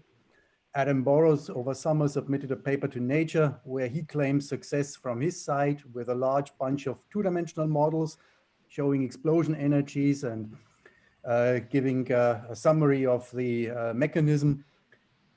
For me, the fact that the neutrinos do cause explosions is more or less established by now. And the side mechanism which you refer to has a big problem, in my opinion, to explain neutron star and black hole masses as observed, and in particular also nucleosynthesis from supernovae. If you believe in the side mechanism, where do you get the radioactive nickel from, which makes supernovae shine bright for 2 years? Or even longer, actually, depends on the distance. Yeah, so, okay, good. I mean, of course, I haven't seen the paper of today. I hope you will talk about something like that. Now, as I said, so there was a paper by your group, I guess, in the spring that I was briefly commenting. It looked like to us, it was somewhat of a circular logic, but the experimental observation of a neutron star in the remnant. But as for the simulations, I'm happy, in fact, that people are making progress. And if you go up to 7 seconds, well, for me, that's convincing enough because, for instance, an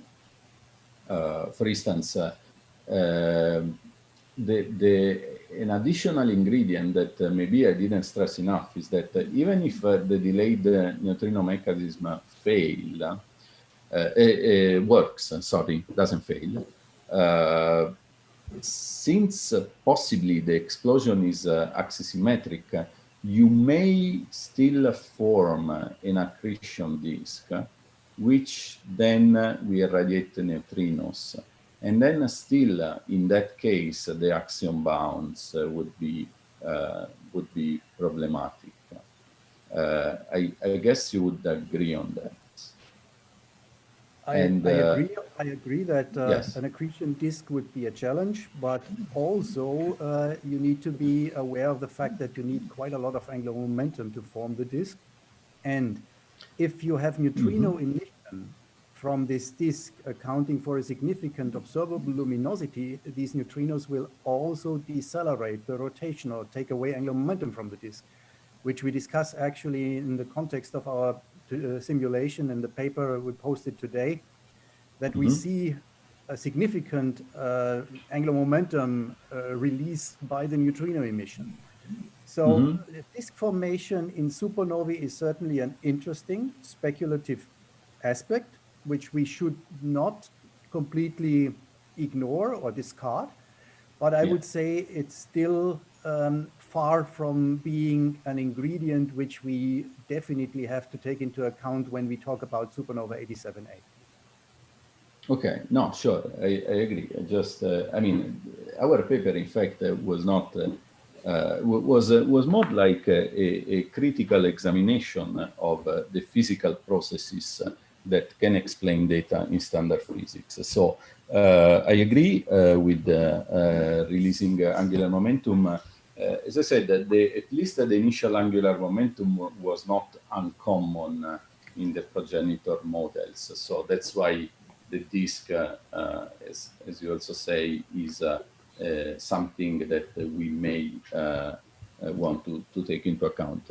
And as for the simulation, the success in higher dimensional simulation, yeah, I know the literature, in fact, I mean, it's only 2 years since the first paper, and the literature has already made a lot of progress. At least when we started this work, there was a lot of debate whether the explosions that were shown were due to numerical instabilities or actual physics. But as I say, I'm happy just to know the truth.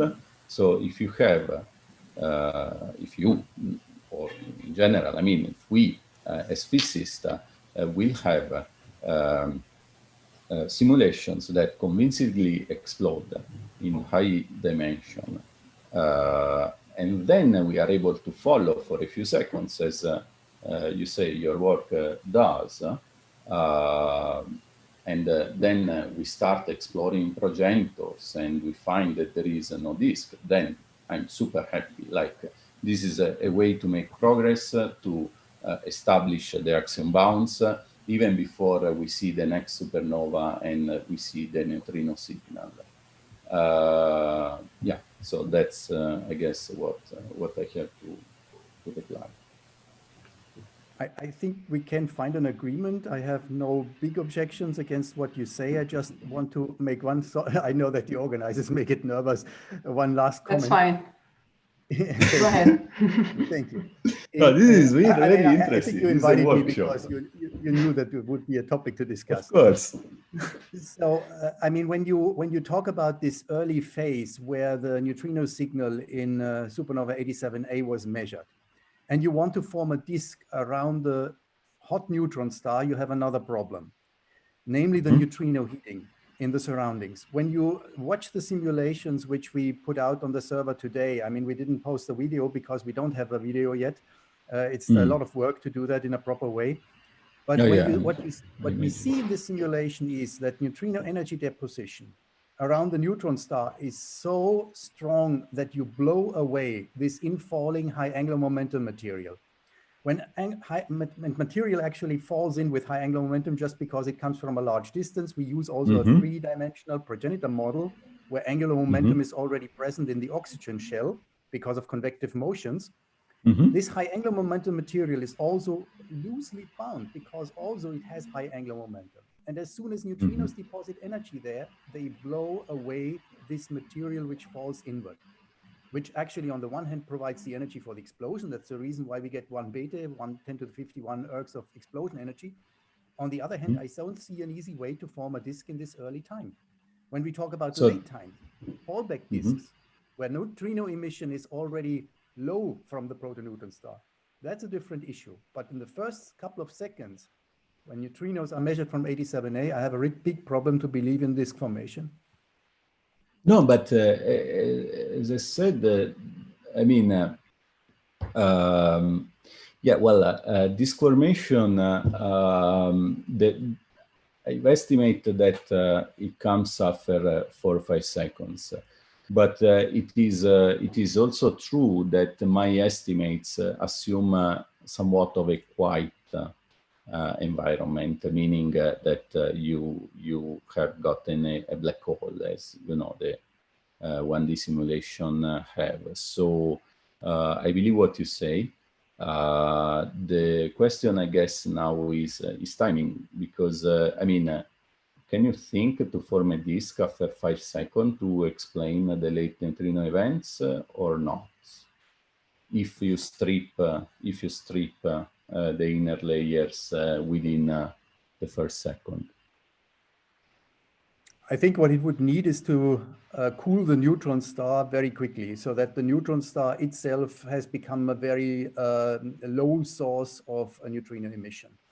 In which case this exposure of the infalling material, high angular momentum material, would not be heated efficiently anymore, but would just start to radiate neutrinos by itself, which is actually the way how you want to explain the late neutrino events.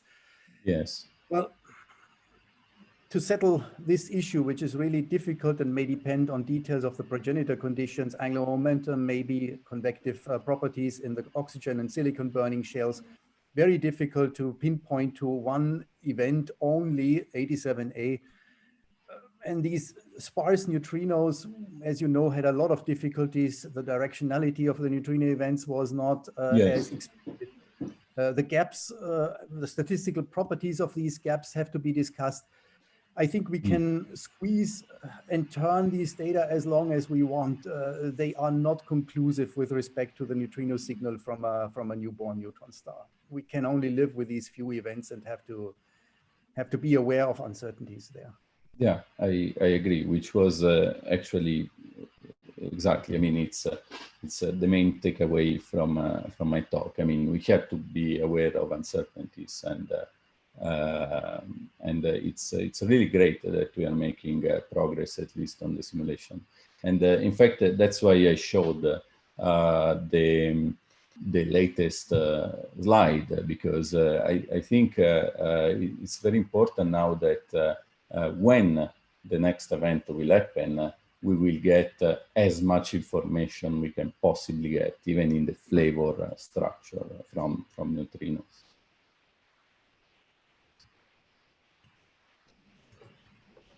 Okay, we have one more question. Oh, that's fine. Thomas, please. It's a quick comment. We booked for a supernova until 2026 in the Temple of Fukuoka in November last year, the big supernova conference. We actually left our wish there for a supernova until 2026. Oh, that's great. That's Let's nice. hope that this will get fulfilled. That's nice. Yeah. And by then we will have the neutrino. I mean, we did our analysis for Juno, which should be built by then, no? Right? Pardon, once again?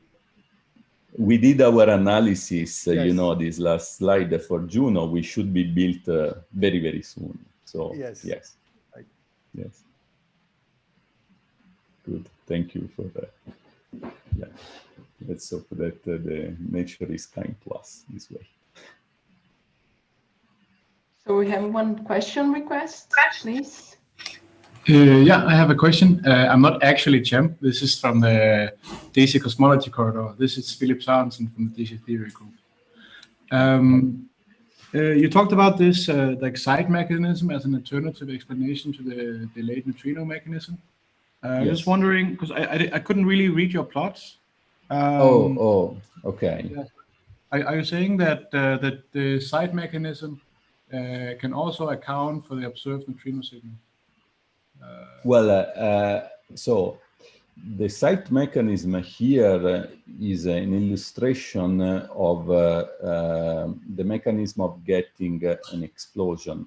But as you see here from the times, the neutrino signal comes from the disk that in the excite mechanism is formed before this explosion.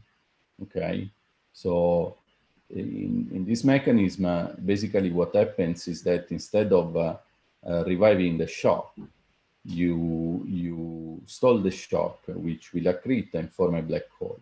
Around the black hole will then a disk form within 4 seconds. And I mean, the physical possibility of this we just discussed with Thomas, the physical plausibility of this we just discussed with Thomas. And the question is that then you still need something to make you an explosion.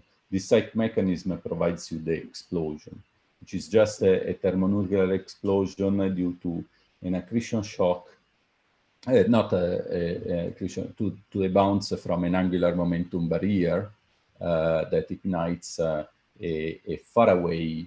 You see, probably this you cannot read. So this is about 10 to the 4 kilometers, thousands of kilometers radius, and this is the axial coordinate, and then it ignites this helium-oxygen shell after a while, and this is the cause of the explosion.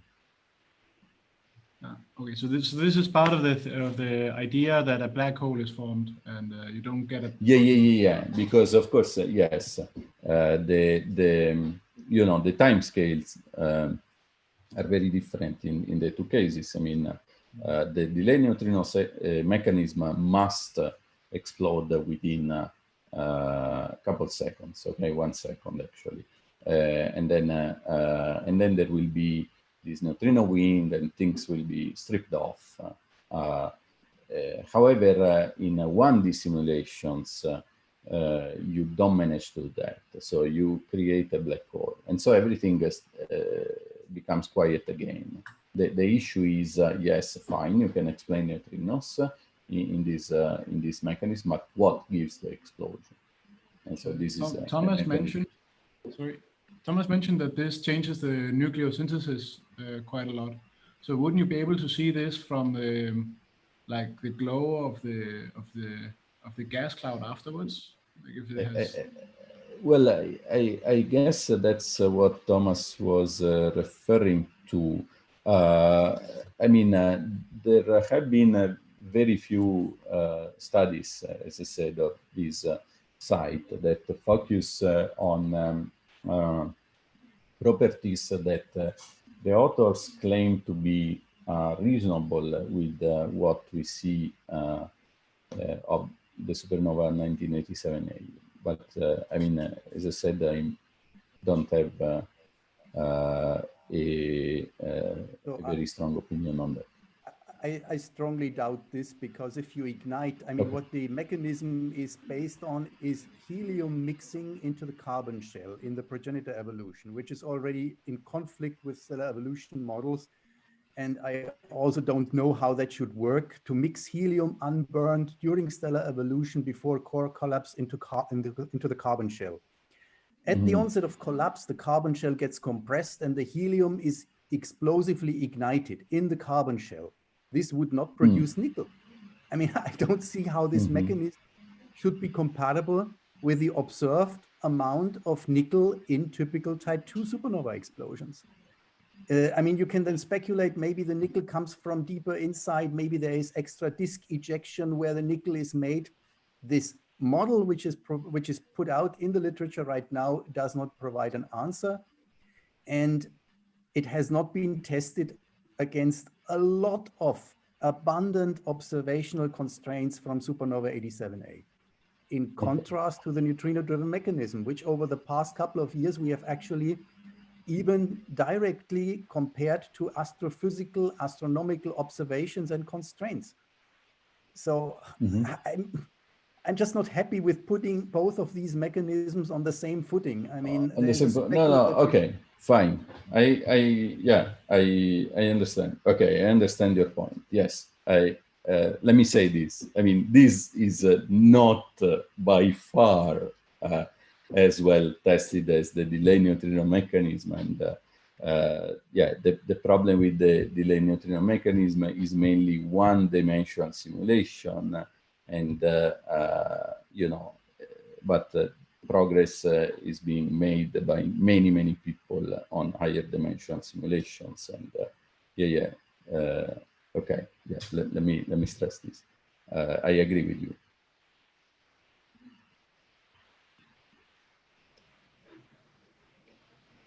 Okay, I guess we can move on. There are more questions? Maybe one last request. Could you put the archive number of the recent simulations in the chat, maybe? Sure, yes. Yeah. Well, this is for Thomas, I guess, right? Yeah, yes. Thomas. This is Thomas, I guess. Thank you for the talk and. For I have to look it up. I have to, one second. I open the archive mailing of today. It takes me a second, because I don't know the number by heart. So it's on archive today, 10/5/06, 2010 10/5/06. Thank you. Yeah, I will read it today. It's very promising, at least. The way you describe it makes me very curious. Thank you. Thank you. Are there more questions? Thank you for the nice talk and this very nice discussion. So I remember that previously William explained that the recent observation of this neutron star-like object near the center of the supernova explosion prefers the locality of the energy distribution, so it may not be consistent with the accretion disk as far as I understand. But so you think still there is a kind of uncertainty to interpret this locality of the energy distribution around the supernova center? Well, I mean, we did add a comment in our paper that the observed that what it's called the observed neutron star is based on remnant properties that are themselves taken off simulation that kind of assume this. Okay, so it's not that we direct see a pulsar. Okay, and so this is just what I was saying, that to me at least, to us, it didn't look like a direct observed evidence of the existence of this protoneutron star. I can confirm this. It is certainly not. It's an indirect argument.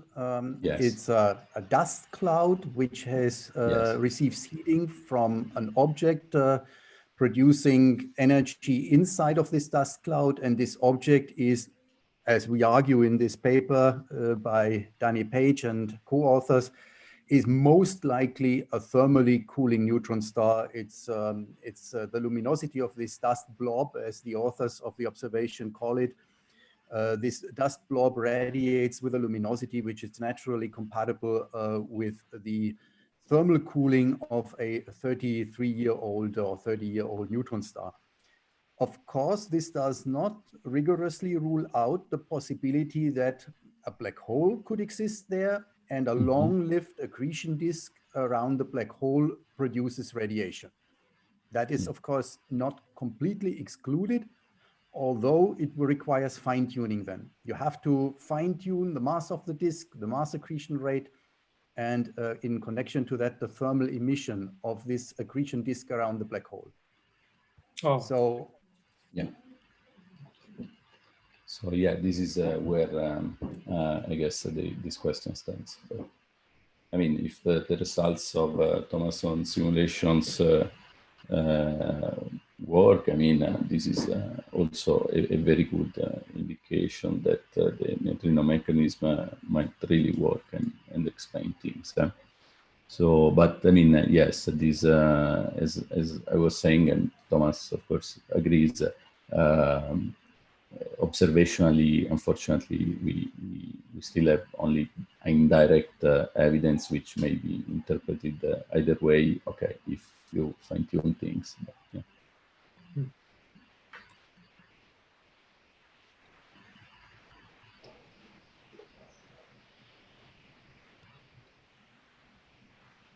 So we have more questions or comments?